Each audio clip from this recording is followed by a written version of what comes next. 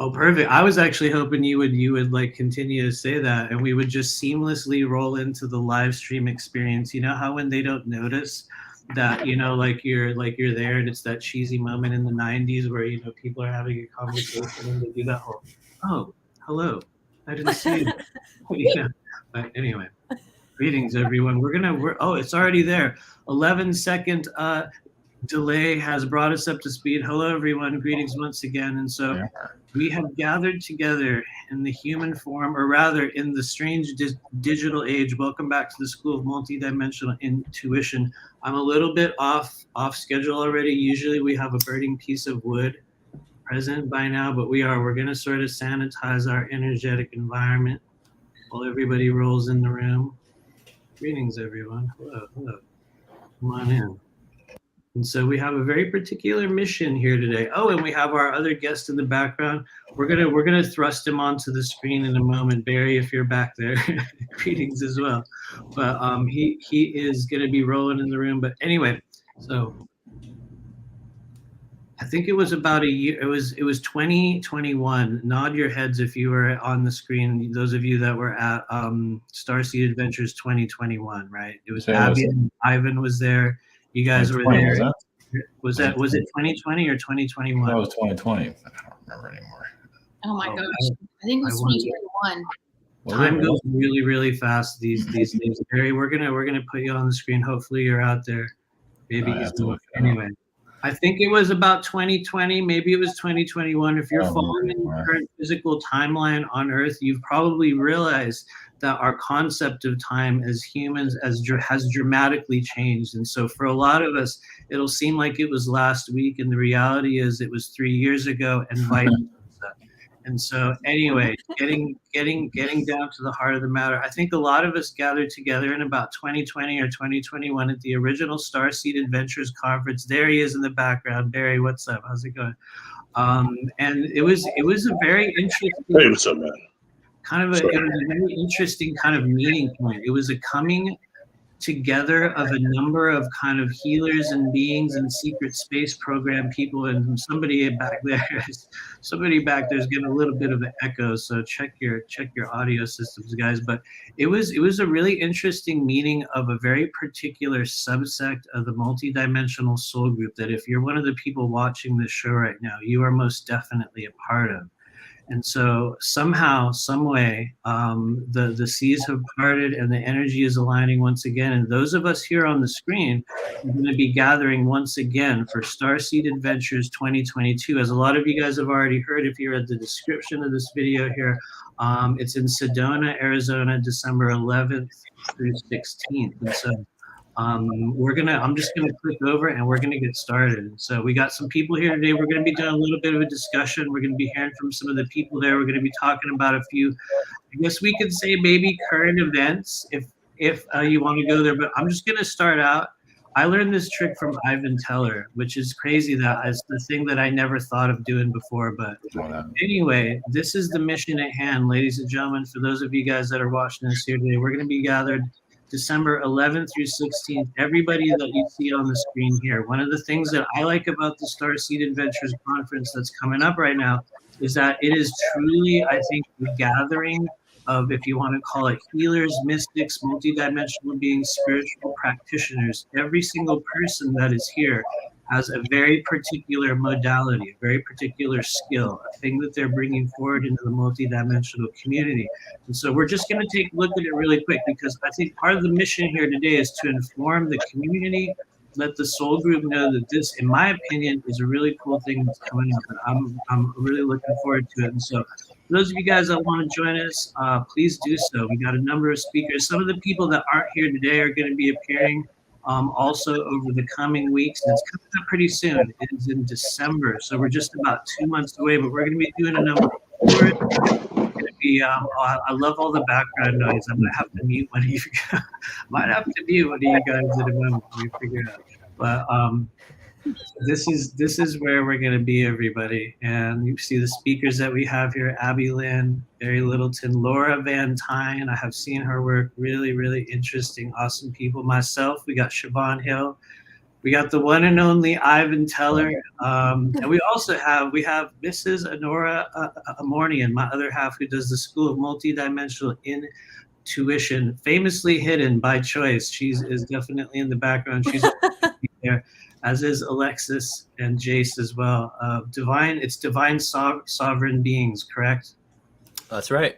I always want to say divine cosmic beings, and I know that is incorrect. So thanks. I almost misquoted it, but you guys can join us. Head over to starseedadventures.com. If it aligns and it's a thing that you can make happen, you can get an all access ticket, meaning like you can hang out with everybody all week long for $555. And with that, I'm going to leave it up to you guys to check it out. I'm going to end the infomercial portion of this because watch out. I will just revel in it forever. But anyway, so check it out, you guys. Really look forward to seeing a few of you there. But that said, greetings, everyone. How's everybody doing?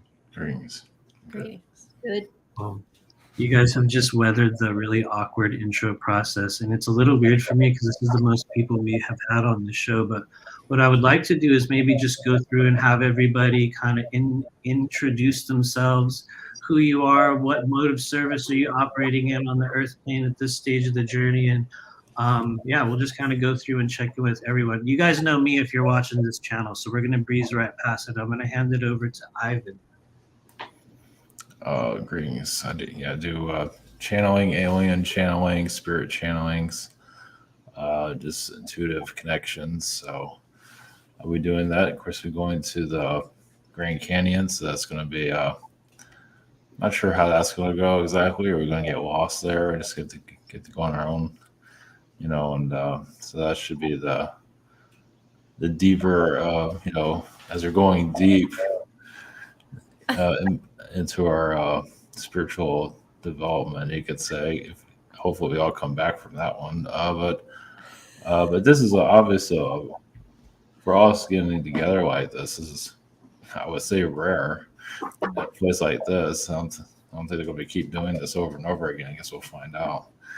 But this is still pretty much a rare moment. So this is kind of a big deal when I think about it. So especially the vortex energies there are unique. So it's going to be a different kind of experience. So we have different connections probably than what we're used to.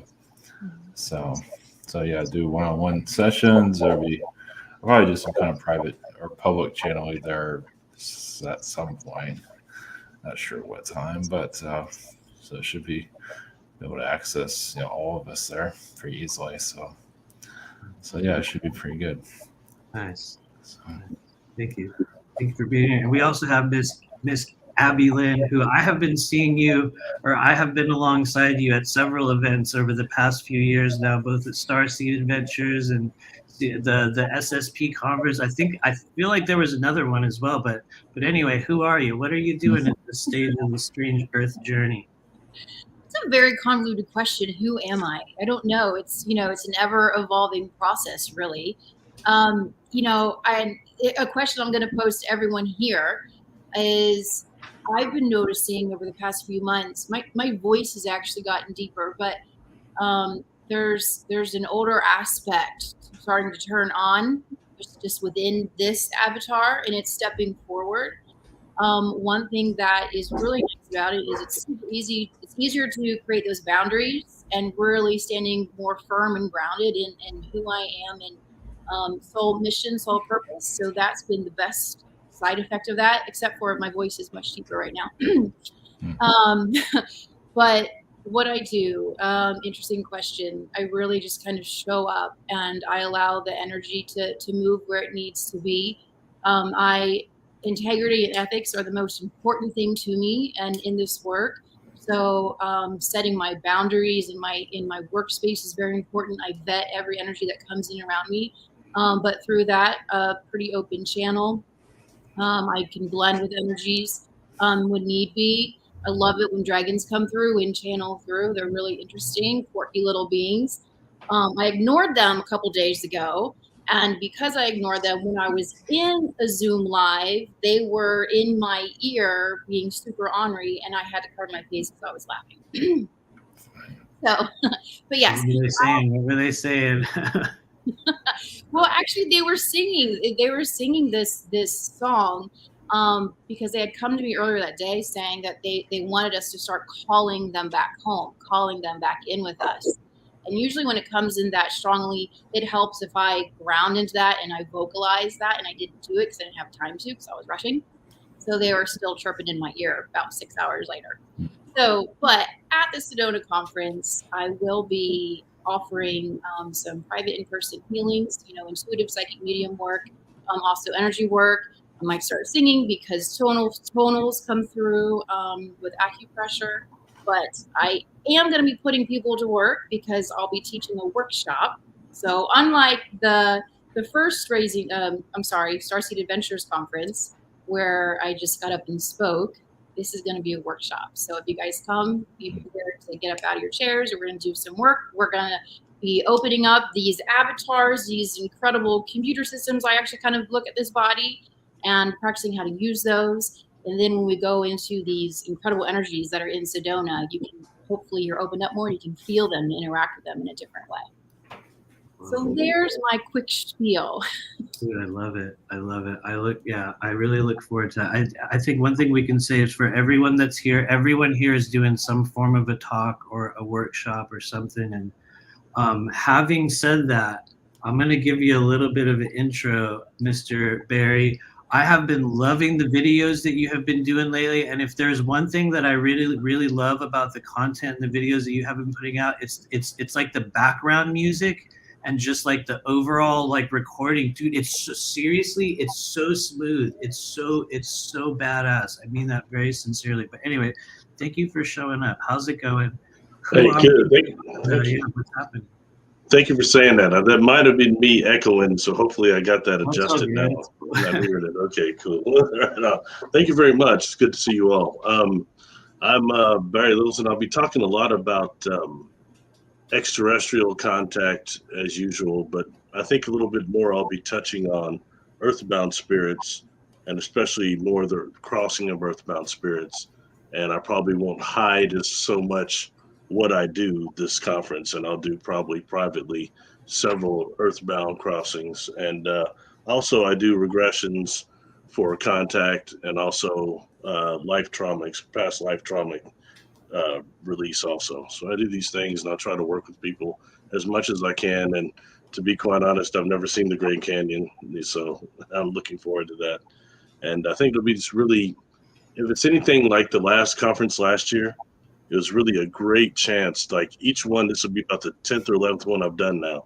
And each one is really a chance to interact with the attendees.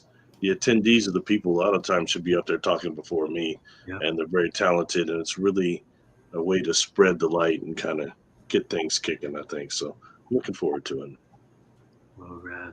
Yeah, thank you. Thank you. And thank you for the compliment of the videos, man. I appreciate that. Dude, honestly, like we genuinely look for your stuff, and like every single time I'm like, okay, it's like you'll turn it up and feel like instantly, and I'm like, okay, dude, Barry, he's back, But anyway, sorry, to embarrass you, but no, seriously, it's really, really cool. But anyway, and we also have Jayse and Alexis. We have Divine Sovereign Beings. We have Cosmic Origins. We have Ascension Diaries. Is there another sort of label or kind of like name that you guys are going by right now, or did we get them all?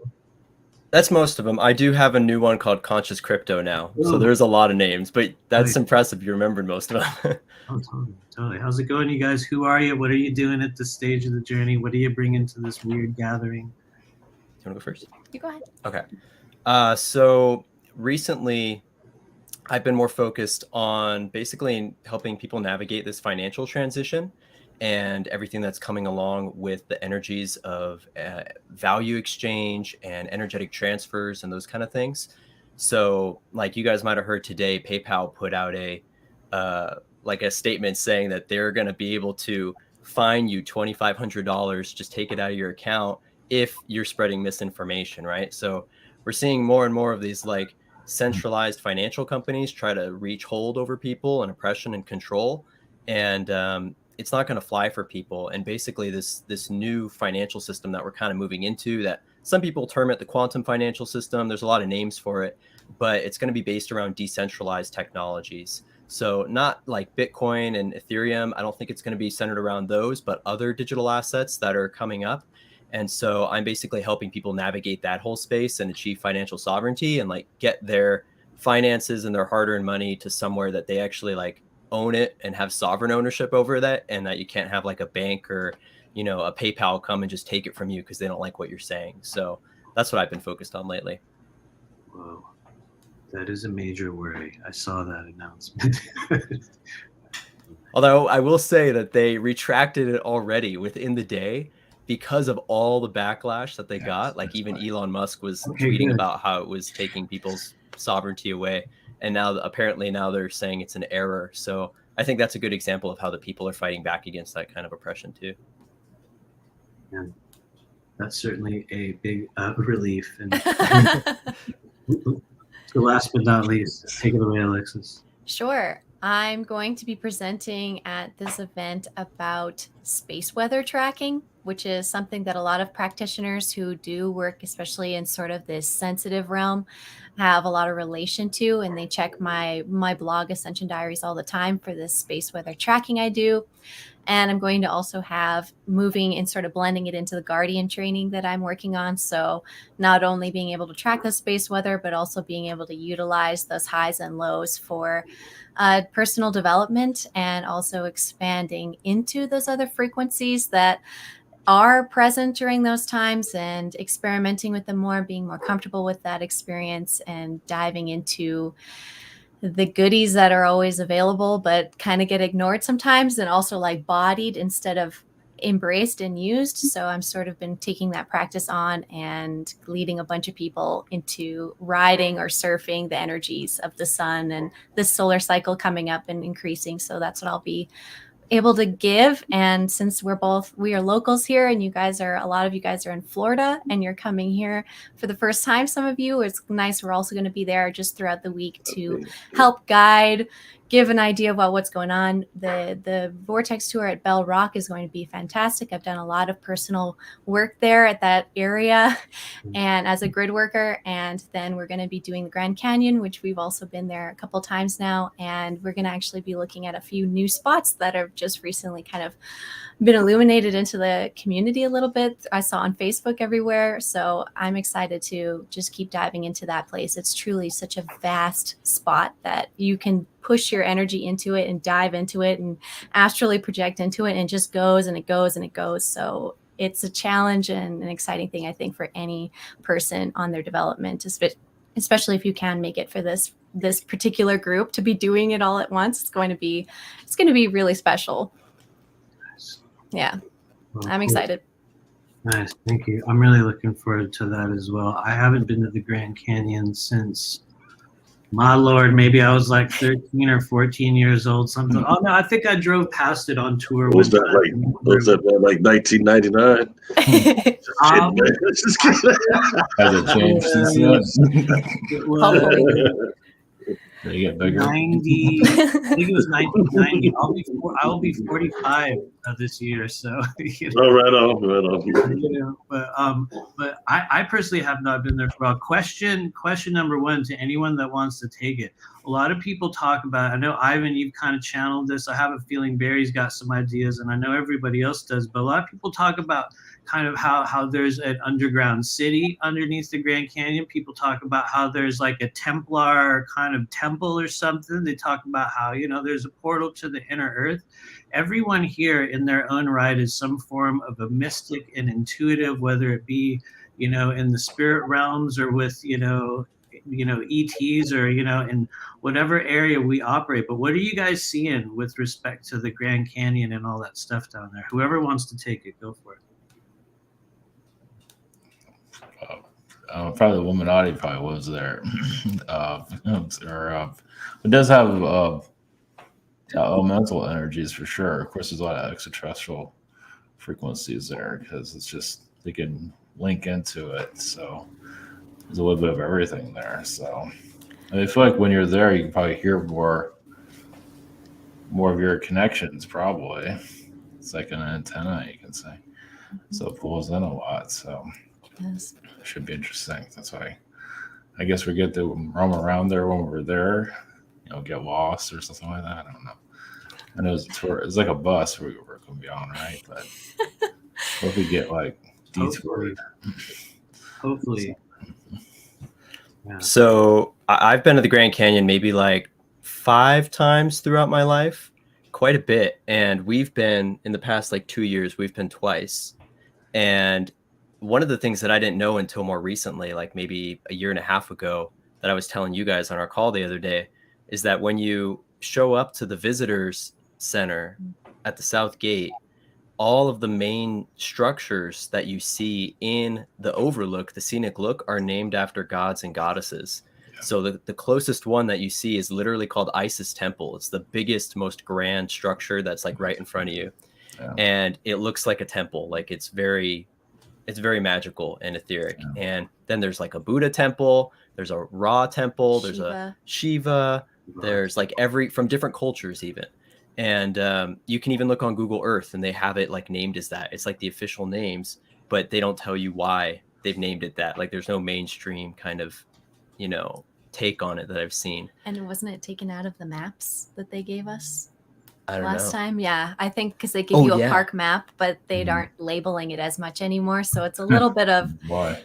Exactly. So just got to look a little harder, but that stuff's pretty well known, thankfully. And yeah, those temples, those mounds in there, it's hilarious because in Sedona there's similar mountains, but when they're being swallowed by the canyon, it's a whole other experience. And then the huge birds that are flying past, and it's crazy. It's so big. It's really cool. It doesn't even look real. Like it looks fake. It looks like you're looking at a hologram when you're looking at it, which maybe there's something to that. Maybe there's actual. Could be true.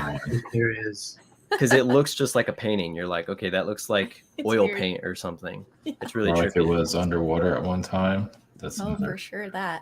Yeah. Whenever I feel, I've never been, so I'm really excited to go and just really connect with the land to see what comes up. But I just feel there's a lot of technology and almost like a machine underneath there that's like moving forward. And it came through. I was speaking with a race once, and they were showing me that they had been here once, and then they left because they felt that things were secure and in place. And then they were showing me like when they circled back around just to kind of check on it. I don't know what this time length was.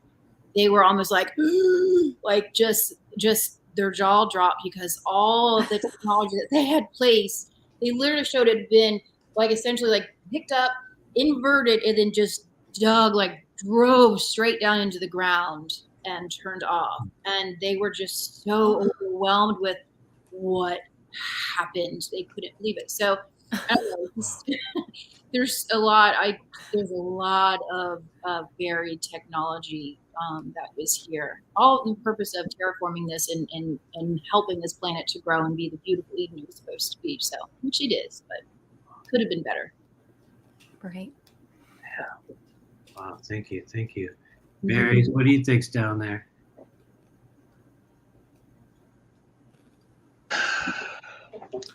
I don't know, man. I'm on another kick. You're close to my age, so maybe I'm coming from the Superman 3 era where, they had the web core down there and the supercomputer doing some sort of damage. I don't know. Yeah. No, seriously. I've never been there, so I think it's probably another overall power spot, and I don't know really what to expect when I go there. Sometimes I have to be careful when I go to anything that's kind of ancient because I start getting psychometry off of it that always isn't good for those of us that have been here before several times. So, but I'm looking forward to it just overall because I hear what a energy vortex and what a power spot Sedona is itself. I've always heard that, and it's become kind of like a mecca now in these communities. So I'd like to check it out and go with open mind and experience it. So, something else. For years now, over a decade and something, I've been really interested in the higher mountains of Arizona, and I've heard about a lot of Sasquatch encounters up there, including somebody I know personally from my hometown that was a mineral and gem collector. Yeah. And they've been doing it since they were a kid, and they started telling me about Well, I saw the most tracks in the higher Arizona mountains. There's mines up there. We go mine at, and there'd be these tracks all over. And they described them as seeing some of them that were 22 plus. So that's a serious alpha up there. And I think that's just interesting when incorporating the energy of the area and all the other anomalies that it's famous for. So, Huh. Can I ask you an additional question about that? Sure. Or this might be such a crazy question, but screw it. Here we go. Have you noticed a correlation between the appearance of souls that are passing on, kind of like in the manner that you have been working with, or those that are earthbound, and Sasquatch activity? Do you think, like, do those two things come hand in hand? Or you, as a person that has worked with both of those things, and I would love to hear other people's comments, or you can take this and run with it in like a different, place. But is there like a correlation there? Do they tie in together? How do those two things meet in your life? Saying this, that it's not, I think a lot of the things and phenomenon, unquote, are not the separate classifications we try to make them. Like recently, I was just measuring a giant skeleton map with a big Sasquatch sighting map, and then major haunting places. And like portal places, they all match up great. You can even throw the missing 411 map on that, and all these clusters pop up. So in that way, I think there's the definite connection that is going on there. As far as Sasquatch and soul, earthbound spirits, the experience that I had, and I only had when I went to the ranch and that other conference in New Orleans, but what I experienced with them, what's come through so far telepathically and spiritually, is that I think that they contain also, as many animals on this planet do, except for humanity, the race memory and the genetic memory. I think they have access to that. So in that way, when we start talking about us reincarnating, and I've dealt with some earthbound spirits that I've had to cross that wouldn't cross because they're still obsessing about a certain spirit that has lived with them and then died and reincarnated, and they're still trapped here. And they're saying, well, they look like they did last time, and they're still here because of that. So you see what I'm saying? Kind of how I'm connecting this a little bit. Wow. It gets, to be quite honest, the amount of things that trap us as earthbound spirits and hold us here is so much more fragile. It's a little bit terrifying. And I wondered, like, for me, why was, when I went to that ranch out there, why was I being harassed each year that way with Sasquatch? Not harassed, just there was no way they were not letting me know that there was a perception interaction going on. Yeah. So does that answer your question, Matthew, without being all... Oh, no, it actually does. And like most of the time when I ask these questions, I don't really know what I'm asking, but you definitely went exactly where I was hoping you would go. And that, like just kind of further understanding and, trying to like illuminate all the spiritual activity. And I guess I'm going to flip it over to you guys as well with a little bit of a different question, or you can grab onto the Sasquatch thing. And this is almost a little bit of maybe it's a controversial question. I've asked it a few times. One more thing real quick. Yeah, please go ahead. It's I was just talking about this recently. Like Preston Dennett did a book about graveyards and UFOs. And when it comes to actually extraterrestrial contact, I can only speak for myself, all right? But a lot of it has gone with them making sure I can remember my soul life memories for whatever reason a lot of us are devoid of when we incarnate here. You know what I mean? So that's part of us, and how much of that phenomenon that he's talking about is not just some type of necrophilia and them reincarnating corpses so they can interject thought forms and other bodies, so they have bodies to roam around here. I think that happens too, but on the other level, there's something completely else going on, that needs to be acknowledged. So in that way, helping us to remember our soul life memories, I think it's really important. We can't remember how many times we were incarnated here, let alone on the galactic or universal scale. That's serious. So I'll shut up. Sorry. No, this is actually really good. Yeah, please go ahead. So I want to ask this question to Barry, because this is really interesting that I found in my work as well. So the common question of, well, why do so many people have the lifetime where they remember being Cleopatra or someone great? And so when you understand the Akashic records, and I've seen this myself with different clients, you can go in before you come in here and you can essentially download a lifetime that has been authentically lived. And you don't even have to download the entire lifetime. You can actually download aspects of a personality trait into you. So, I mean, I have actually seen fractals of a person who have lived here residing within a being because they wanted their courage, or they wanted their great ability to make great speeches and influence people with their voice. So they have downloaded the fractal of that. So, but that feels very genuine, and it really is, because essentially it's completely downloaded into the soul memory frame. So there the question resides. We might have, I could go into regression and I can authentically recall lifetimes living here, but did I actually live here, or did I download them so that when I was here, I could better understand how to acclimate to the Terran system? So that's something that always like blows my mind. That super resonates, because there's so many people that are trying to say like they're Archangel Michael or they're Thoth or they're whoever. It's like, okay, there can't be like 100 of you, right? Yes. I think that's fascinating. And I think that goes down to part of our psychology and dissonance, that we all kind of want to be somebody. That goes that way. No one wants to be what I've encountered a lot of the regressions I've done. No one wants to be like, for example, if Clark Kent was on Krypton, he would have been a librarian, okay? He would not have been Superman. And no one wants to be that librarian. Everybody wants to be someone important. And a lot of times when removing or releasing trauma from past lives that carry around, that people are carrying this around, they incarnate with us through the birth process from a past life. It's really kind of crazy. And how our organs are technically storing that.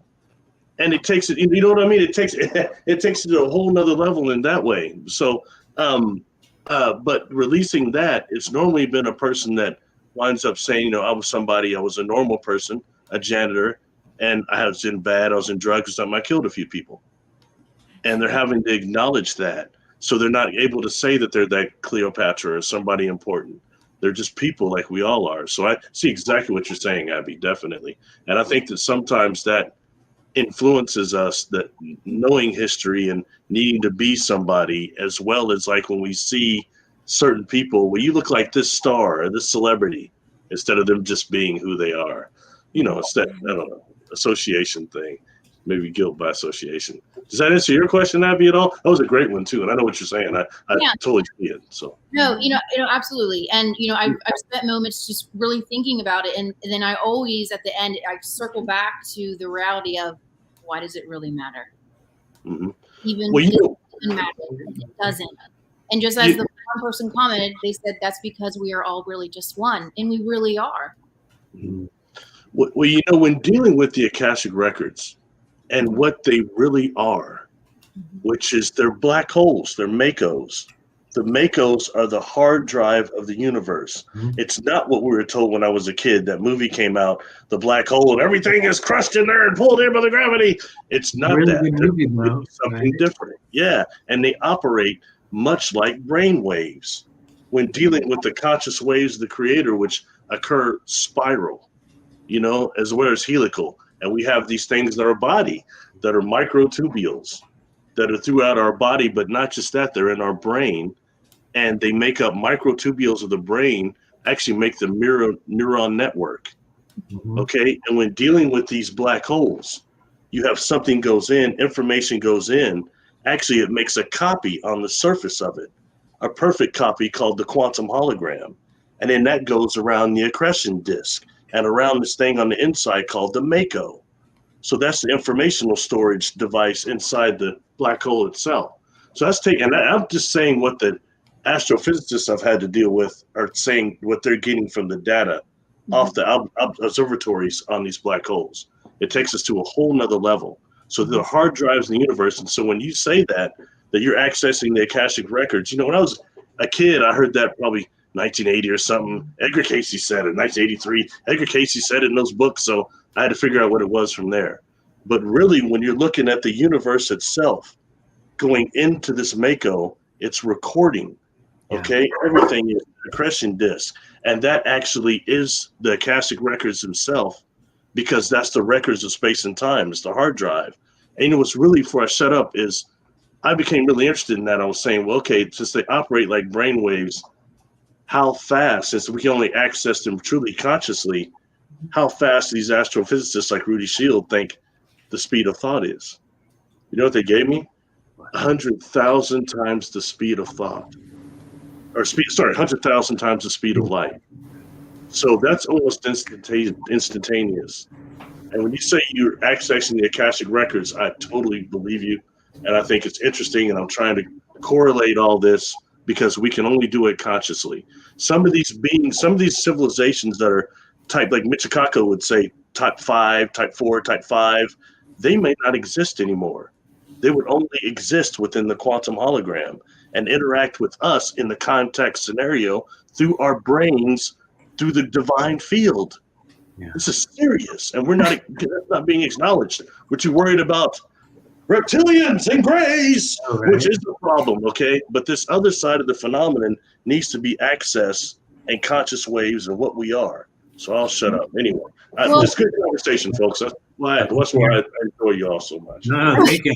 I'd love to hear on that as well. That's why telepathic thought is how everyone communicates in higher dimensions, because it is instantaneous, and you can get within a 5-second frame of that connection a 1-hour conversation, and it's instantaneously there. And the more you are working within telepathic thought, when you're working with people, you realize that our speech is as slow as molasses, and it is especially the typing process. Yes. You know, I couldn't adjust with that at first, especially because most of my encounters, especially as a child, they were physical. And, you know, I'd be in the presence of a non-human, and they're answering my questions telepathically before I can formulate them. That was very distressing at first, you know. Like, man, you know, they're gonna be behind the ball. That's a whole other thing, you know. That's funny. Well, can I say something real quick? Yeah. Go ahead. Yeah, go ahead. I'd love to hear from Ivan on this. And then, go ahead, Ivan. Well, yeah, it can also be a pass. It can also be a spirit guide to somebody like Thoth or somebody famous. Also, there's also other versions of Earth too. So you can be Jesus or whoever. You can have this incarnation also have a lifetime as your version of Jesus, whatever that is.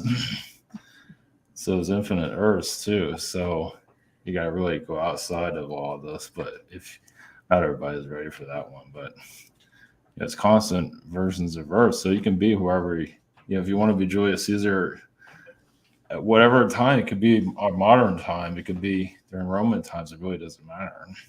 Mm-hmm. So there's that too. So it gets really confusing. So it's just, but like you say, you're pulling information from them. So it just goes on and on. So that's that aspect of it. Awesome. So. Yeah, thank you, Jayse. Jayse, go ahead. You were going to say something as well. I think like what you were talking about, Barry, with the quantum nature of thoughts, and that they are probably actually instant and not just like nearly instant, but actually quantumly instant, and us beginning to realize that and wake up to that as a collective. This is like the bifurcation we're seeing on the collective level, because the other, you could say the asleep people, the people that are not awake yet, they are also feeling this pain of the slowness of thought, right? And what are they being led toward? They're being led to putting a chip in their brain to speed that up, right? Because everyone's feeling that things should be faster, like that naturally we should have more of a quantum communication with the people around us. But the people that aren't awake don't understand that this is something we innately have within us that we can awaken.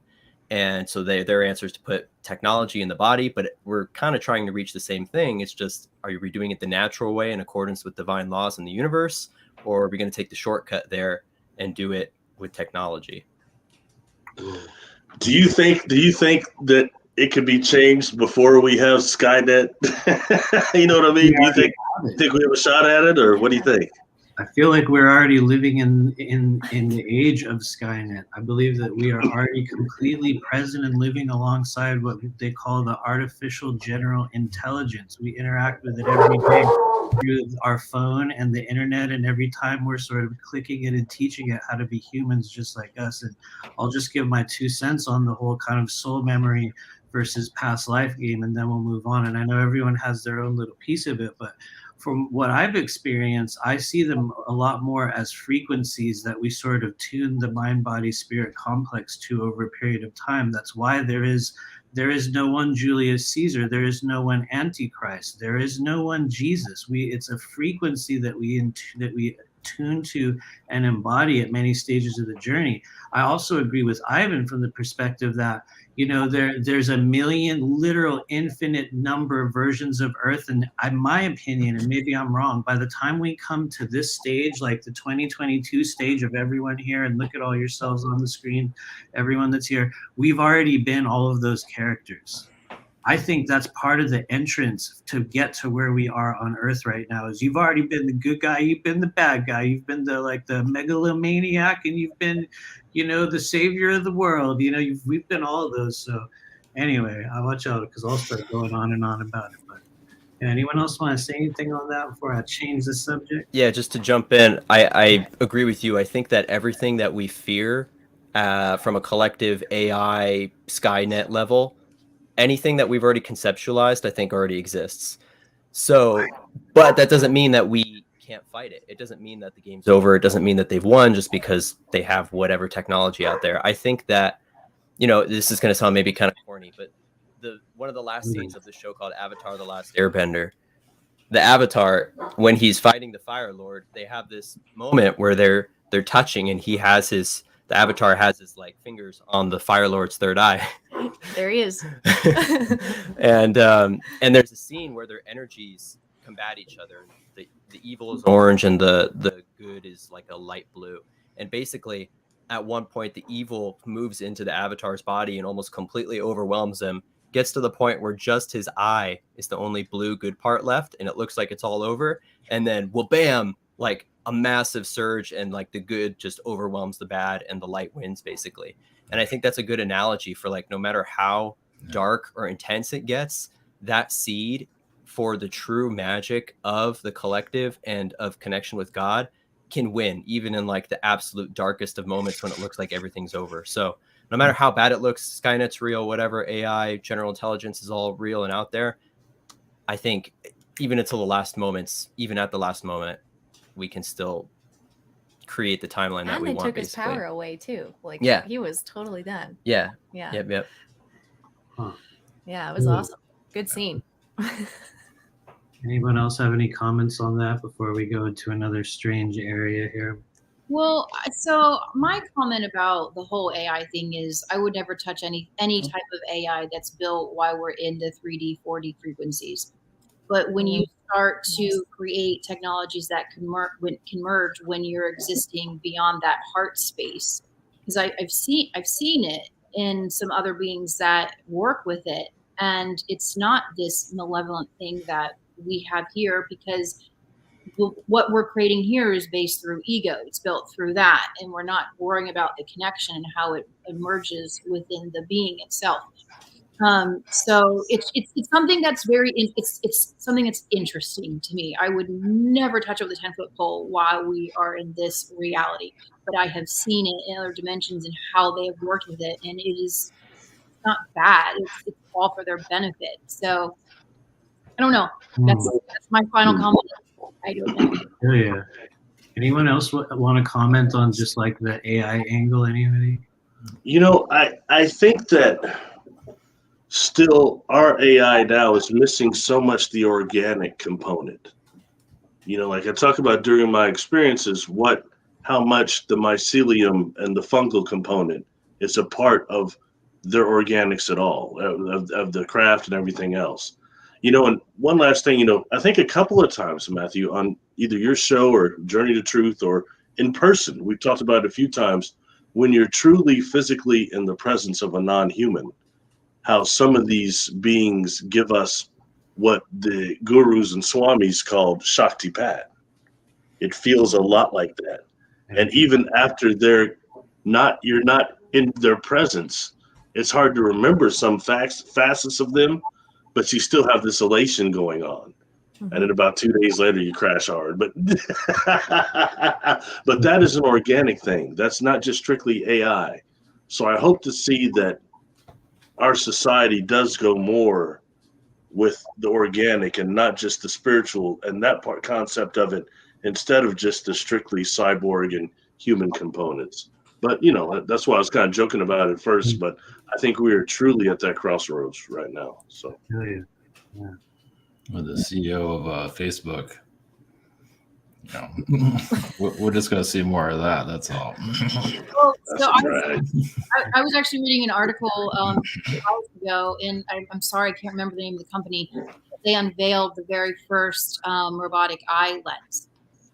And he was wearing it, he put it on, and he was just viewing things and said that he had finally seen the future that he had always dreamed of and how seamlessly thought was working through the lens. So yeah, there's going to be transhumanism, people. That's just the way it is. Another layer. Yeah. Then when I was reading Integration. Yeah, it's another form of people. Yeah. Interestingly enough, that whole Star Trek Picard, I haven't seen but like the first season and a half. Sadly, I'm behind. But it was all about data and the AI and the different type of AI he was representing. And as a race, how they're about to be enslaved. Very interesting how that just keeps coming up again and again, all the way to the subject of the infamous black goo, which is something I always have asked people. If people want to go on that. Oh, please do. Is unrefined oil sentient? Food for thought. Okay. Anybody else? Anybody else? What? Sorry, I'm going way left. Oh no, this is actually great. Thank you. Any other ideas about black goo? Go ahead. Talking about the black goo that came in through here. Is that what you're talking about? There's so many different deals with it now, but the general black goo, what you and I would probably call ectoplasm, that I see in haunted houses quite a bit, but no one really seems to connect that. Oh no, totally. I feel you. Are these on the walls? That little soot on the walls? Totally. I see it as a liquefied form of sentience that I believe could be of artificial origin, meaning a non-organic living organism. And I think that there are also within, the multidimensional cosmos, physical and non-physical realms, there are also forms of life that whose natural form or the ways in which they will materialize on the earth plane would also look something like a form of black oil or liquid. And so I think one of the ways in which we've been trained to encounter the frequency of, this AI black goo has been through popular media and a lot of our own visualizations of manifestations. And a lot of us would, perceive it as this black goo, which it could be. I guess the reason why I'm going on and on about it is because I have a feeling there's a number of liquid forms of life. Does anyone else? What do you guys think about that? Yes. It's another form of consciousness. Yeah, I'm not a black goo expert, so. You are sort of a reptilian expert, though, Ivan, because there have been some really awesome reptilian beings that you've been channeling just on a regular basis. And I guess we're going to start out the next question with you. And sometimes I'm just going to go there because I really want to ask this question to people in general, and it starts out in a little bit of a controversial way. One of the things that I've observed over the past few years of hanging out in our little soul group, and we're all extraterrestrial experiencers here, and I imagine everyone that's here in the chat and many of the people that will watch this show later on, we've all had experience with extraterrestrial energy. It's part of the path of living a human life here on Earth.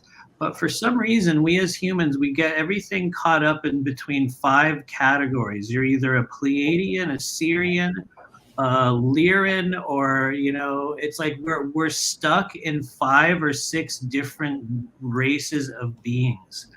I just want to get an idea from everyone here. Why are we doing that? At what stage do we start getting the other names? Is that all there is? I just want to get your guys. Because it's a BS, man. Half of it is BS. And the whole context scenario is very little like what we hear in the media, even the reptilian thing. You know, Ray Hernandez and the whole thing that the former free contact modalities did with their survey has proved this through data. So anyway, go ahead. I'm not going to say much more. No, dude, I love it. I love it. It's easier to feel like you're going to name off like 100 different races. Like, just keep it simple. It's the only reason why I do it. Yeah. Well, a lot of people are new to this. They don't even know what the hell you're talking about anyway. But like for me, it caused me great distress, especially when I was younger, trying to look through the media for anything that was the type of contact I was having, especially the beings that I was encountering physically. I wasn't seeing any of that. Not just was I not seeing any other contactees that looked like me, melanin dominant, I wasn't seeing the beings either at all. And I mean, that went on for a very long time. And that mean, in saying that, I wasn't seeing beings that were representing extragalactic contact, let alone interdimensional. And now, after dealing with some of these astrophysicists I've had to deal with, is other universal intelligences that are coming here and dealing with. And it really blew my little Doctor Who want to think I was heavy deal out of the, so that's all. I didn't mean to interrupt you, Ivan, but it's just, I know what you mean, but it does keep it simplified, but I didn't get that luxury, man. And extra galactic and what that is beyond the space-time continuum and all this stuff. It really, it just, some of it's hard to deal with, I thought. Oh, yeah, I understand. Yeah, I didn't mean to interrupt you, though. I apologize. That's fine. No, you're fine, Barry. And I agree with you. There's so many beings that I've seen that I, remember from my childhood, and also just the ones that have come through and spoke with me. I have no idea what race they are. And sometimes when I'm asking them, it is very hard. We try to bring it into an English translation, and you cannot do it because some of their languages are more of a frequency and sound based. And you can't, and I'm trying, and they're trying, and then finally they said, it doesn't matter. It just doesn't matter. Exactly. Yeah. And so, and again, I think part of it too is some of it is just easier. And also as well, I said this on one of my channel before, is you can say, well, I'm a Lion, or I'm a Pleiadian, or et cetera, but you're multiple things. You're multiple things, and to never pigeonhole yourself into one thing. We've been around the block multiple times. So do you guys ever get the little guys that go like this? That's what I get. They're like, what? I'm just like, okay, well, don't know what you guys are called. Not gonna get anything. It's like a gnome type of being. I would do that. You what? A gnome. A gnome, yeah. It was. I think it was this tiny little. It was kind of like a little grayish type of thing, but it's a little more earthly. And it was just like, I see him once in a while. It just pops in. Like, I feel like people describe the DMT elves like that. Do they do that? Which I've never seen. I've never seen DMT elves. But people describe It's a weirdo. Yes. Have any of you had encounters with aquatic beings or amphibious beings? Yeah, definitely. Dude, you read my mind. Thank you. Go ahead. I was literally going to say, tell me what other beings. Have you encountered a fish being? Anyway, thank you. We shared the thought. Go ahead, guys. What were they like? Tell me what were they like, y'all? Go ahead. I actually had for about 3 days. It was 3 days leading up to a session. This being just kept popping in my house. And he was very tall, like lighter blue than darker blue, scaled, no hair, and it kind of like came back right here. And then he had like the gills coming that ran all the way down. He had actually a very more like human-esque looking body, but everything was webbed. The feet and the hands were all webbed. Very flat, wide mouth, just slits for the nose. But he was, before this person had come forward, it was her father. Oh. And so those messages were what was coming for her.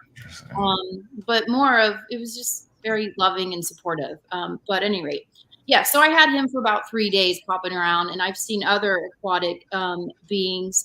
One, it was actually beautiful. It was more like a maroonish colored skin.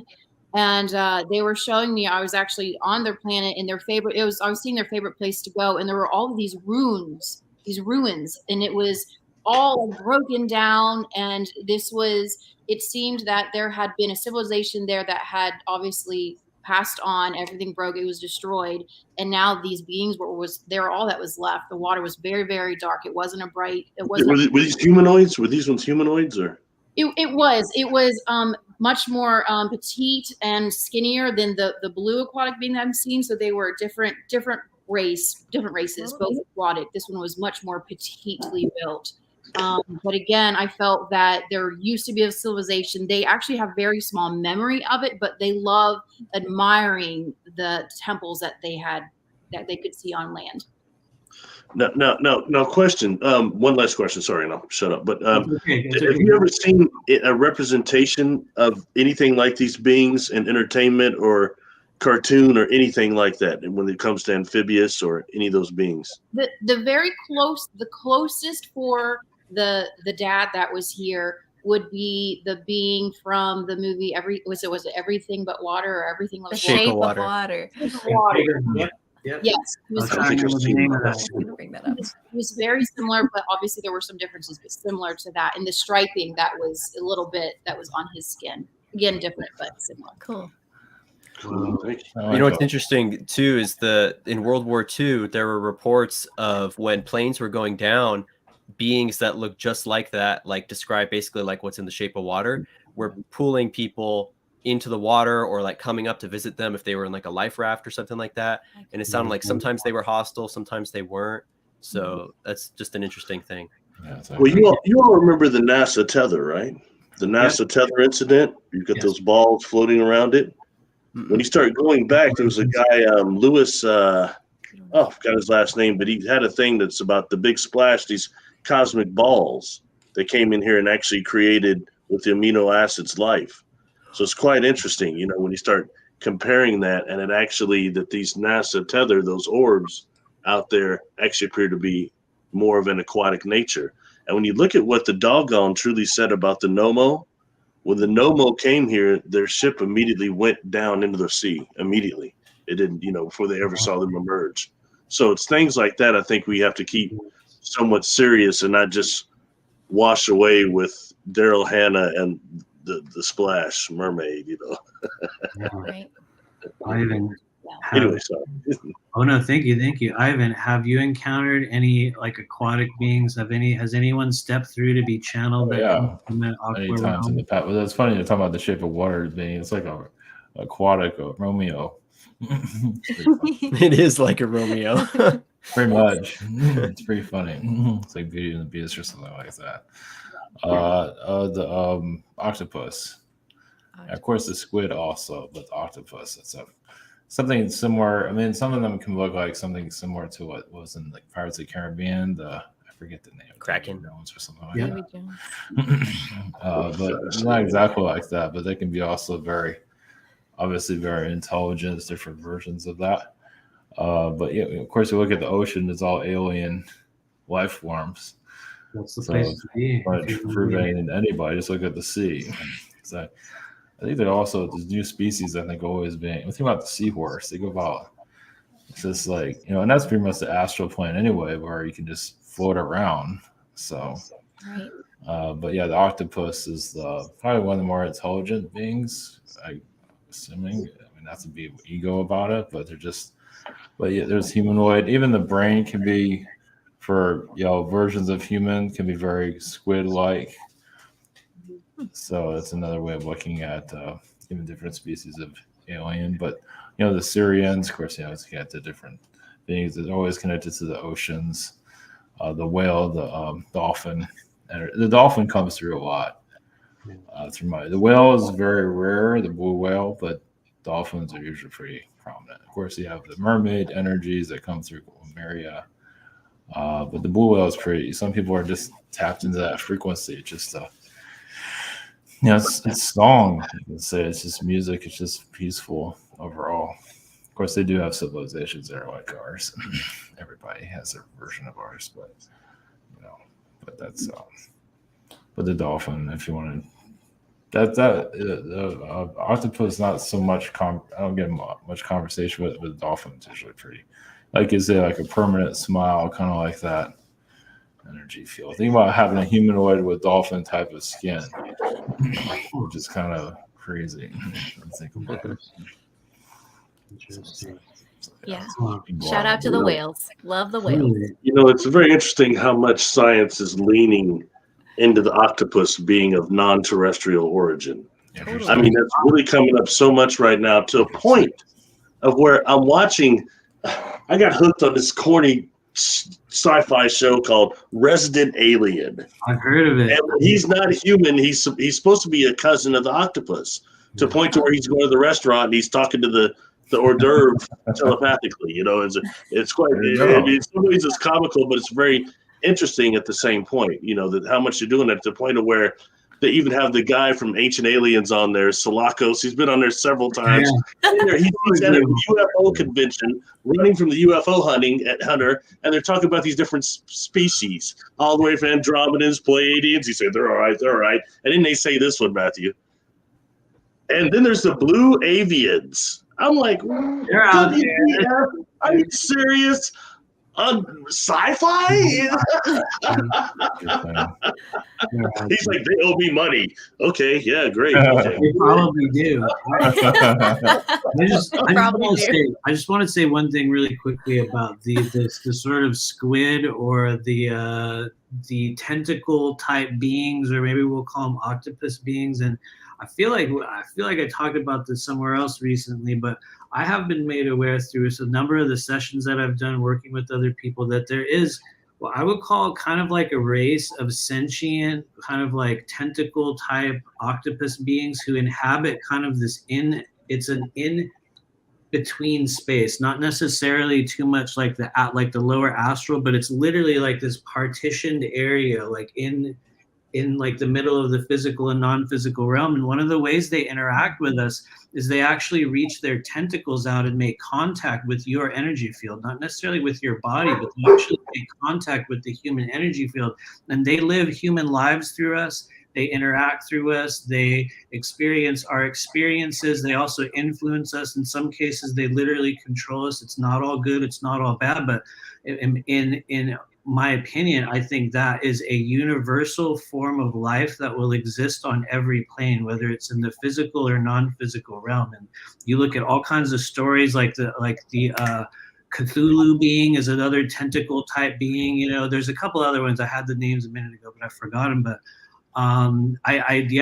it's definitely real. Anyway, not to go on a weird. No, you know what? Just a couple of days ago, I did.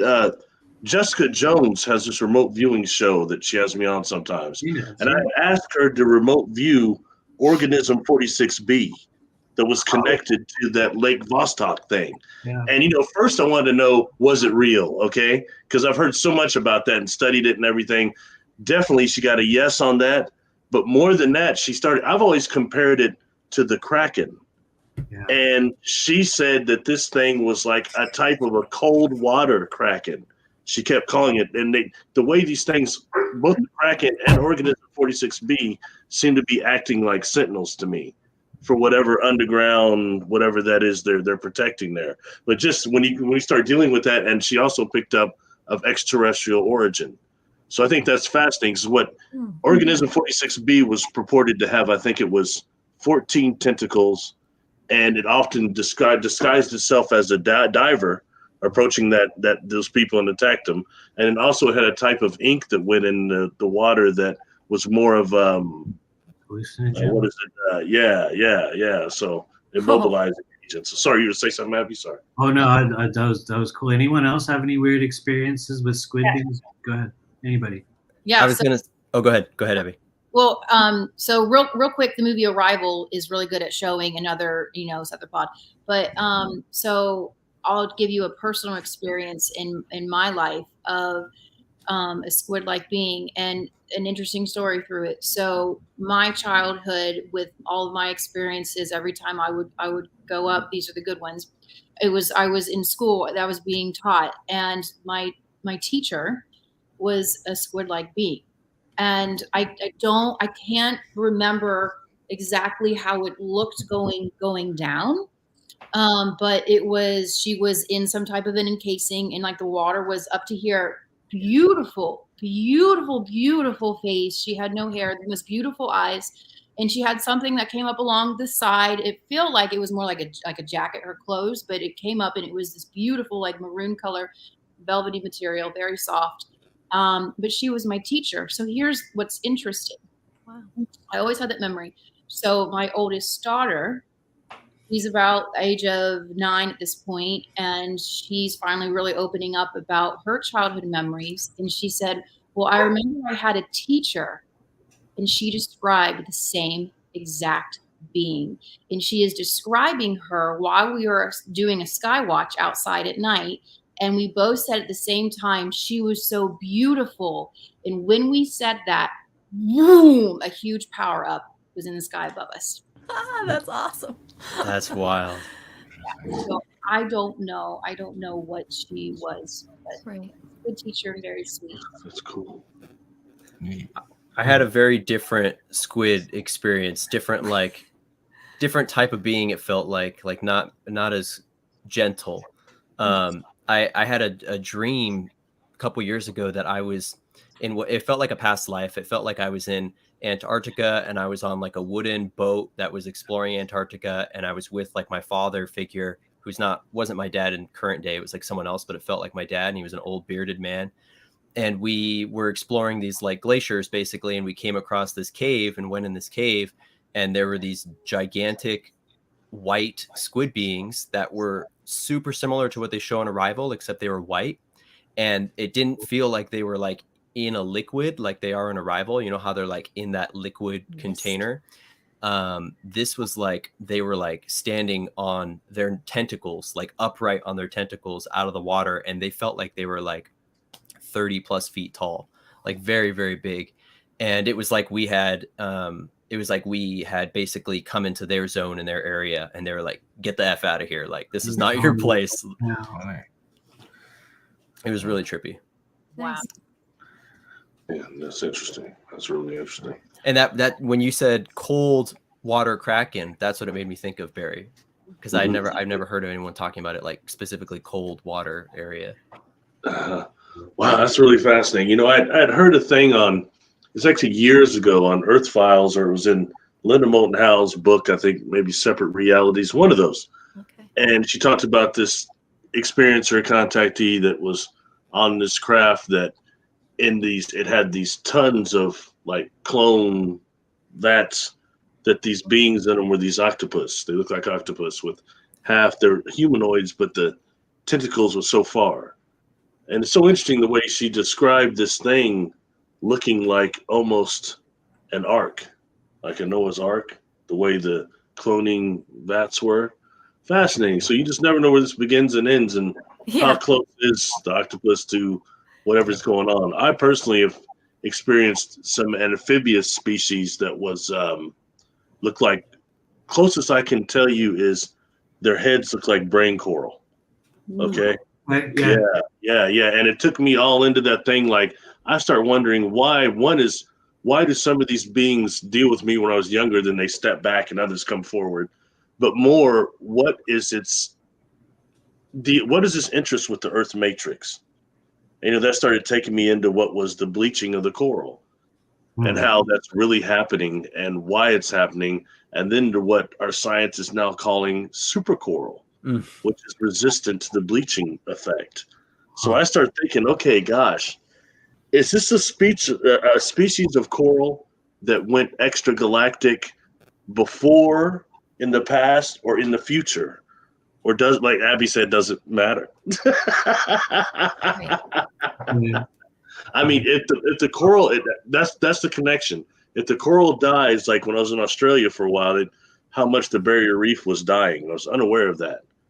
And how much experiences. Yeah, if the coral's gone, we're in big trouble here. But it isn't though, right? Like it's coming back, right? Usually, well, supposedly it's not only back, but it's even bigger than it was before. There was some, and who knows, maybe that's part of the ongoing, disinfo squad thing, but a lot of people have been talking about that, or maybe just what the AI has been showing me on my phone, and how people were saying that it's not only back, it never really died. It was they're trying to reseed it also. And I think there's like a big project for this reseeding of the coral that can be looked up. So like I said, I don't know where it begins and ends. I just want to know why the hell that was involved in my contact experiences. And that's what came out. So any comments on that, Ivan? What do you think about all That's that? cool. Oh, the coral, yeah. Well, some of the alien species seem like they get energy from that. Of course, we do too. So it's obviously it's another life form, basically. So it's to keep that life form going. So yeah, makes sense. Yeah, I don't think it's going to go away. Not yet. Was the coral being nice? Was it a nice coral being? I don't know. Yeah. Oh, the entire contact experience was really positive. Yeah. Yay. That's good. It sounds cute. Trying to associate and kind of the information that's given during the contact itself sometimes can take years, because when you're not there, you know how it is. It's kind of trying to make it where it sounds cool chronologically took some time, but definitely a positive encounter with both the taller one that I encountered and the smaller ones. They look like their brains were reversed on the outside. So I can say it looked like a cross between sea coral and maybe like almost like a aardvark anteater type of. I feel you. Armadillo. Yeah. Kind of like that type of hardness. Yeah.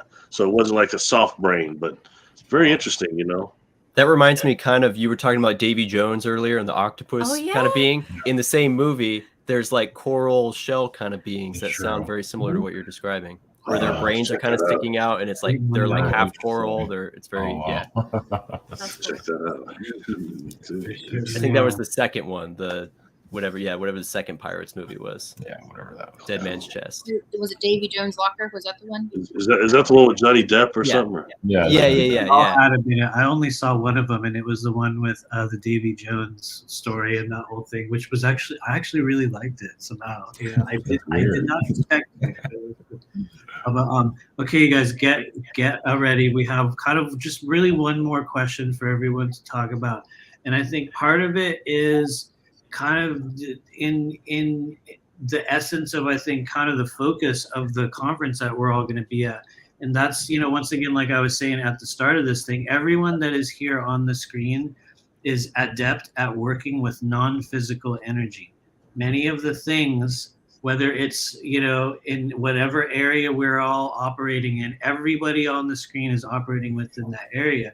And we're living in a time on Earth that many people call a Renaissance period or a golden age, in which part of our duty as humans, part of the things we signed up for, is to start learning about it, to experience it. It doesn't mean that everyone's going to experience it, but I think that everyone here on the screen can agree that over the past few years, each of us is transformed or changed. And like a lot of us here, I know everyone's heard me say, I had no idea this is what I was going to do. I had no idea this is what was coming. Each of us is transformed into a new version of yourself. And along with that, and this is getting to the whole thing about the conference, because everyone here is a healer or a mystic or an intuitive in your own way.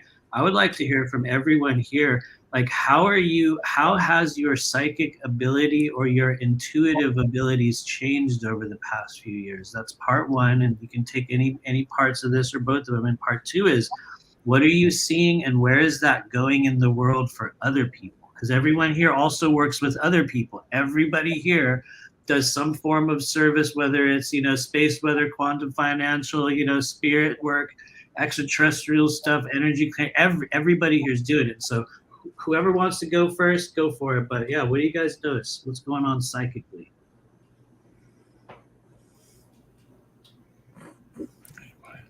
Ivan's up. Boom. Ivan's I don't know. Just go more. Well, I got pulled into all. I can say chosen to do this. I wasn't looking for it or anything like that. Just not something that was on my bucket list. But for this, yeah, you can say more multi-dimensional. Just see him. Well, recently, I mean, well, see the Gartha energies, the elf people. I feel like the elf energies are like the early humans, at least my version of it. Of course, there's other beings here too, but I see the Garthian beings are more part of our the pointy ear people. We're here part of. I'm seeing more of that and more of the Mother Earth energy is coming through, the dragons, things like that. I'm getting more in tune with even the magician energies. And saying more and more like I've been doing more channelings about the like all the creatures, the mythology beings that we're in our human avatars, but what if you saw people for what they really are? Like not everybody, but like politicians, how them walk around as a creature being. Well, I was going to do a video about this, the Jeffrey Dahmer thing. Like that's just basically a creature that just eats people, or it's just normal. It's bad. It sounds not great, but that's its natural what he does. What it does, and it's creepy. But it's just doing it what it can do to survive in our environment. So if you look at it from that point of view, not to say it's doing a good thing, but just doing it what it does. So we become more of an understanding of that. Like our politicians on there are corrupt and they walk around like a creature being or a devil being. I mean, we're seeing that in a human form, but it'd be more crazy to see it for what it really is. Yeah. And we're going to go into that eventually. I'm not sure when though. So Nice. So that's what I'm getting. Thank you. So, Who's up next? Who's up next? Next. I see Abby next on the screen. So if we're gonna follow the flow, Abby, you're up. What do you see, and how have your psychic abilities changed, and just what's been going on there in your world? How have they changed? A lot more of just pure knowingness, going straight to source, bringing that right through. I remember when I very first started doing some readings, I would be a little bit more nervous beforehand. That's all completely left now. It's just nope. Everyone is going to be there. Exactly what needs to come through is going to come through. Boom, and I just go. So that's changed. I was able to access the memory from when I was a very young child. And what I would do when I was a child is I would just look at somebody for work and just read them, and I could read the different lifetimes. So accessing that memory, that's more what I'm starting to do now as well. Again, the eyes are the windows of the soul. And the thing that's probably shocked me the most that I never thought that I would go into is the light language singing, the tonal frequency. That's really, really come through strong. And I'm almost doing that in most of my sessions now to clear out the energy in the chakras. So that's come through. I agree with Ivan. The level of this elven energy stepping forward has been overwhelming at times. And it's like turning on inside me as well. So just really being grounded in nature and looking for the natural rhythms of life versus looking at the politics and what's going on in the world for the rhythm of life. That's just so fake. So just being in tune with that and feeling into the energies that exist here. That's how I've shifted as well. How I see some things going is it's a bit of a struggle to not be completely disconnected from everything. It's, being that place of I'm not going to hold on to a given outcome or any type of like expectation, but yet also I am here. I am existing in this 3D life and riding this ride. So that's been probably the most interesting ride is coming in and out, being almost so disassociated from everything, but yet also knowing I need to be here and experience this. So. In the world. Yes. Yeah. I do want to add just one thing that came through. I found very interesting. This was a few months ago. I was doing a session and they brought up, this was just a sort, they said they're Source Collective, but just all these light beings, thousands and thousands and thousands coming down here. And they were showing that what the energy was doing is in our brains, in the gray matter, making more room. So, and that to me explained why so many people were having so much head pressure and the headaches were so bad. during that time, again, this was months ago, everyone was complaining about just the massive head pressure, like feeling like your brain's pushing on your skull. But they were explaining that they're energetically moving and making more space in the gray matter of the brain for more this light code to come in to help start awakening more people. And they were just explaining that's kind of the pressure why people are feeling that. So, and again, it was like I was talking about the pillars, like it was the 3 pillars coming in. So I want to share that. Thank you. Thank you. Go ahead, Barry. How have things changed for you? What's going on in your psychic realm? Well, go ahead. I'll go last, man. I've been talking too much this whole time, so I'm just listening. I'll bring up the caboose or whatever they call that. Very cool. Jayse and Alexis, go for it. Sure. Yes. And I have definitely noticed an increase over the last year. And we were recently in a car accident, actually, and I got my nose broken. And that's an excellent area to get some new space and expansion opportunities as well. So it was very physical that I got that right away. It was like, you needed this for blah, blah, blah. Of course, my ego was like, why? But now over since I've been healing and this area has been kind of fixing itself, I've had a lot more. I think I got sort of knocked back into almost my own ability to really, I want to say, direct or almost compass my energy when I'm tapping into someone's auric field, and I'm able to see if it's on my left side of my body, the right side of my body, or in front of my body, what side of their family or what side of their DNA is trying to talk to me as like a psychic medium, which I do, and what sort of information I'm seeing and the pictures I'm getting from the family members and stuff, and whatever it is that I am perceiving, I'm starting to be able to break it down easier, which will be nice to be able to teach people, or at least give them a potential to maybe look in those areas, kind of sense what I sense, check those spots themselves, see if they're going to get those same results. But I've been having a great time with that. And like you said, the confidence level has definitely gone up, because I do have to just show up in this very receptive place, my divine feminine place, and sit there, and then all of a sudden it's just this like information just starts pouring into my vision. And yeah, I don't even get through sometimes the sessions. It's not enough time, because it's really been piling it on, and there's a lot of information about especially people's passed on family members wanting to reconnect and get their family members kind of moving forward with their lives and engaging, especially a lot of it with their own inner child. It's a big thing that comes up, bringing up things that they would do with this person when they were kids and things like that, and kind of reinstalling some vive, like some zest for life. And it's coming from beyond, because I think, and a lot of family members who also died who weren't as spiritual, who are almost not even believing that I'm capable of delivering the message that's currently happening.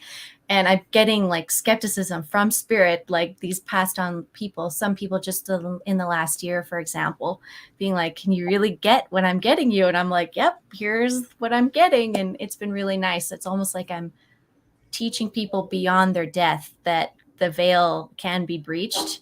And some of these people have religious backgrounds. Like I had a Catholic mother, for example, and it was really funny just watching her being like, are you really, like, come on? And I was just like, just keep telling me, what else do you want me to say? And it was hilarious. And it was an enjoyable experience. So never thought that was going to be a part of the psychic medium side, was also educating spirits, like the people who are kind of wandering the bardo, or a little bit in between, watching their family, like we were saying, where it's like they're still attached to the earth plane, and they're having to speed up their own family members' spiritual progress, because they're now just finally seeing what the use of that is and seeing how important it is. So whether you're dead or alive, it seems like everyone's like, let's get our shit together and get your path going and connect in with spirit and the ancestor and your own DNA and stuff. So it's a big theme, and I'm glad that that's just been flooding in, because I've been able to help a lot of people and break through my own doubts as well, which has been awesome. Thank you. I would say for me personally, from like 2015 to 2019, I was doing a lot of like really upper chakra centered work, and I wasn't as focused on my lower chakras and getting them as expanded or balanced. And so 2020 and like the past 2 years, I found that I've kind of dove back into my lower chakras and balancing those so that I'm able to like better access the energies in the upper chakras. Because like one of the things the Law of One talks about is how a lot of times we try to activate the upper chakras so quickly without getting the lower ones balanced first, and it can create all these diseases and disorientations in the body. And so I was guided to like really dive back into that, and a lot of like, you know, my inner masculine and figuring out how to be more of the provider and like the caretaker in that way. And like that kind of led me to the financial world and getting my finances and stuff figured out too. So that's kind of been the other thing, is a lot of my downloads and my guidance has been in showing me how, as people are being financially freed on the planet, it's going to allow us to come into a catalyst of being able to create the change that we want to see in the world. So for so long, so many of us have been waiting for some kind of savior figure, like whether people want, you know, Mr. T to come back, or they want ETs to come down and liberate everyone, or something that's going to just like fix everything. I think that the shifting, what I've been shown is that the shifting financial system is, for one, going to give us that sovereignty to enact that and be the catalyst ourselves to be that change instead of just waiting for it externally. And the other thing that I've been shown from my guides is that it's going to allow us to integrate into the galactic economies. And this is something that I've seen confirmed through multiple different channelers and whistleblowers, which has been really cool too, which is that this whole like crypto, digital currency, decentralized space is something that is a kind of a fractal of what these other galactic civilizations use in one form or another. And it's going to basically bring us into that same kind of mindset and kind of sphere of influence, and on a more 3D level, allow us to kind of create trade and stuff with other 3D, 4D, you know, fourth density kind of economies and other galactic civilizations. So that's what I've like been the Federation. Sorry. Yeah. Maybe it will be. Maybe it will. It's gonna be good. Thank you. Thanks, you guys. Barry, go ahead. What are you seeing? What's happening? I was just kidding around. He wasn't done, I don't think. Oh no, that was the end. That's pretty much, yeah. That's cool. You know, I commend you, Alexis. I've heard about you, actually, really good things about you, and I commend you for the work you're doing. And when I say that, you know, it's, as a medium, it's really important for the earthbound spirits, the ghosts that are on the outside of people's energy field. You know, and they'll step forward. And I've noticed that too. They're stepping forward and giving survival evidence even quicker than they used to, you know, even people that are like suicides now. So that's good. But, you know, I had to start dealing with these others, these earthbounds that are entwined, so deeply entwined in the people's energy field that you can't detect them. And they only express themselves through negative behavior patterns, normally the ones that kept them trapped here. So that's a whole other thing I've had to deal with on the earthbound spirit level, because they only come forward when somebody is, you know, almost theta, almost delta. So it's really a trip, you know, it's a whole nother thing going on. But in that way, there are these layers like everything on this planet. So thank you for doing that, because I have found fearful enough, scary enough, that I think the earthbound population is more numerous than the living on this planet. I'm pretty sure. Yeah, it's that rough. It's that rough. Anyway, about what your question, Matthew. Sorry, I'm going. Oh, no, thank you. I love it. Yeah. For me, it's not quite as exciting as everybody. So everything changed for me in 2010. In 2010, I had a really bad car accident on the way going to work, and that's why I see why they had to talk first, because we're both survivors. And I had taken 4 catastrophic traumatic brain injuries during this accident. So I died twice on the way of the hospital, and they said that I was in a coma for about 2.5 weeks, and they said I'd be a vegetable after that. But the near-death experience, the creator saw it different, you know? But what was different, despite the near-death experience, before I'm a strong psychic and medium, and I could always hide it from people. No one knew, you know? Then I get whacked on the head really good. I took, each one of these was a catastrophic hematoma. I took to the frontal lobe, to the brainstem, to the quarter lobe, and then I had diffusal axonal, which is shaken baby syndrome, where you impact, so my brain turned in the case. And I had to turn back for survival. So I was really, really blessed. But anyway, long story short, after that and after my recovery, everything would come in waves so strong that I couldn't hide it anymore. And people I've known my whole life were starting to detect this on me, you know? And I knew that I couldn't go against the divine field. My brother did not need to hit his cranium again. I get it.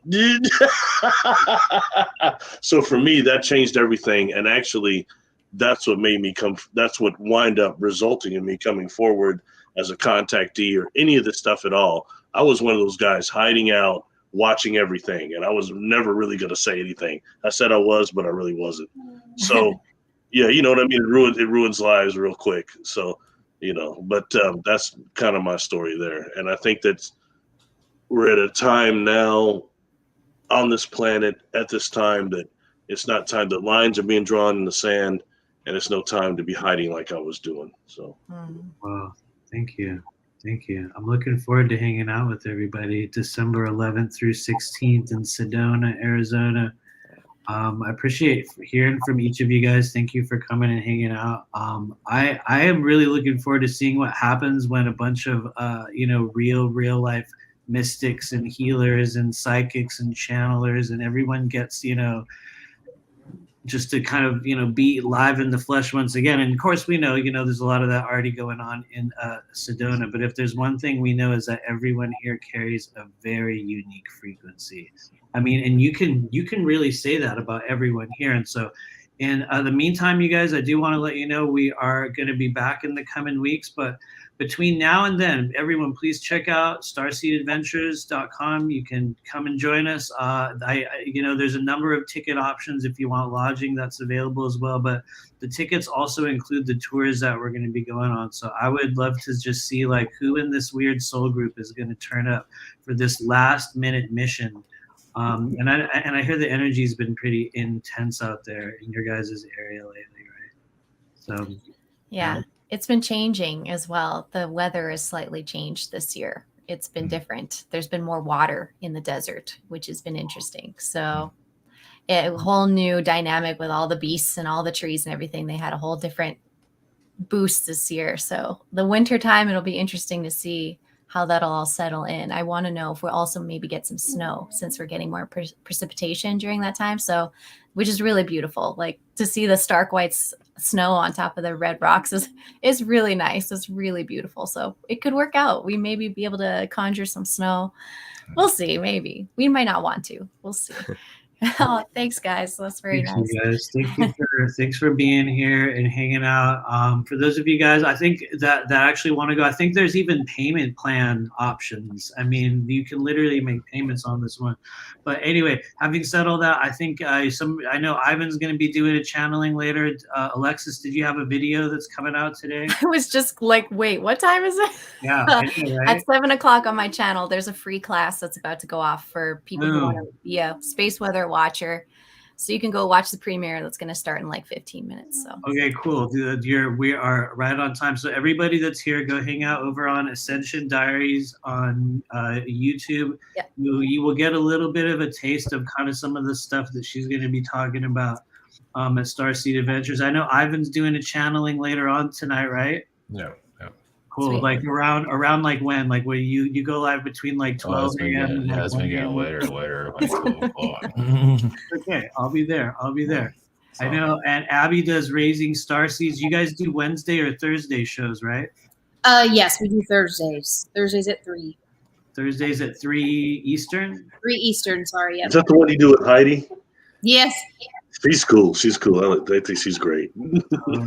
Really. So you guys, please do check out Raising Starseeds as well on YouTube. Please do head over there and subscribe. And then finally, Barry as well. Please do check out his work. Like I said at the start of this thing, I actually look forward to when I see your stuff pop up and I'm like, oh, okay, cool. All right, let's check it out. Like the Trantaloid talk you've been doing and just some of the other stuff that you have been doing. I look forward to having you back on the show again.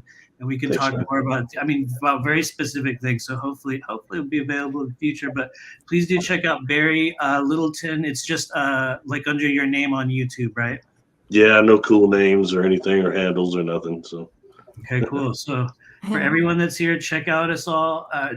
Subscribe to everybody's stuff. Join us at Starseed Adventures. As you know, you can find me right here on YouTube at the School of Multidimensional Intuition, and also through our website, rememberyourmission.com. We got a lot of cool stuff coming up this month. Programs, classes, all kinds of stuff. I'll go on a whole other rant about it on a later video. But in the meantime, we look forward to seeing everybody at Starseed Adventures. And I guess we're just going to roll out of here. So thanks for hanging out, everybody. We'll see you guys later on. Check out my channel too. Yeah. Oh, dude, I forgot. Whoa. Okay. We gotta like give you a moment before we go. Not intentionally skip you. I just kept on rolling through. You have a crypto thing that has been about to launch, or a group that you guys have been starting, right? Tell us a little bit about that before we go, because I think it's important to mention it, because I think it's going to be one of the foundational changes that we're all going to be experiencing in the coming, probably within the next few years. I would even say, at least from my point of view, by 2024, I think we're due for a really big kind of uptick. But anyway, tell us a little bit about that before we roll out. Yeah, so I've got a intimate coaching program that's basically getting people all prepared for these financial changes and getting their money into a place where it's decentralized and sovereign and generating passive income that's like way better than what the banks would ever give you. You can check that out. consciouscrypto.info is my website. And I also have a free training on there. If you want to go, I have a free class. It's like 45 minutes and you can go and just learn the basics about everything on that website too. And then on my YouTube channel tomorrow, Cosmic Origins, that's where I do like more, multi-dimensional disclosure type stuff. And tomorrow I'm going to be preparing a video interview, 3:00 Pacific Standard Time. It's called The Return of Tesla, because this guy might literally he might be, I'm not going to say he is, but he might be the reincarnation of Tesla. It's very compelling. But he's all about plasma technology and GANs technology and that kind of stuff. So if you remember, like, at ESETI and stuff years ago, everyone was into the GANs necklaces and everything. This guy takes it to a whole nother level. He's like the only person I know that's inventing his own plasma technology and wands and all this stuff. And it's a really cool interview. And he's about to go do this like experiment in Austria too, where they're going to do like an actual teleportation experiment with the plasma science and the Kesh Foundation. And he's like going to be one of the first human experiments in that trial. So I'm going to interview him after that as well, but this is like done before, and then we'll do one after. You'll be able to see it in his face too. It's one of those things like the Edgar Casey, sort of being like, oh, it looks just like him in this lifetime too, kind of deal. It's very impressive. And his name is Nikolai T, so there's a very similar synchronicity there. He was just chilling here in Sedona, and now he's off. He's traveling, so he's off for this mission. It's gonna be cool. Okay. Nice. Yeah. Thank you for actually like mentioning that. And I'm genuinely sorry. I almost skipped over you, dude. I kind of like a show brain. Like I think everybody does it. You're like, okay, now we're gonna do it. So I'm just anyway. Sorry. I definitely didn't mean to skip you, but I hope everybody here check out their works. Also subscribe to Cosmic Origins. Check out Jayse's stuff. You guys have a lot of awkward assignments from this weird video here. Everybody here has a YouTube channel and a very, very legitimate form of service to the human collective at this stage. And so anyway, this is our actual real ending. Thank you for hanging out with us. Click the like button on the way out. Also click subscribe. You can ceremoniously unsubscribe and cancel me from your life later on. You'll get like this weird joy out of it. It's perfect. But I love you guys. Thanks for hanging out. We have everyone's info. We'll see you at Starseed Adventures. And who knows, I'll probably be back next week. Although just so you know, every episode's the last episode. So, anyway, I love you guys. We're out of here.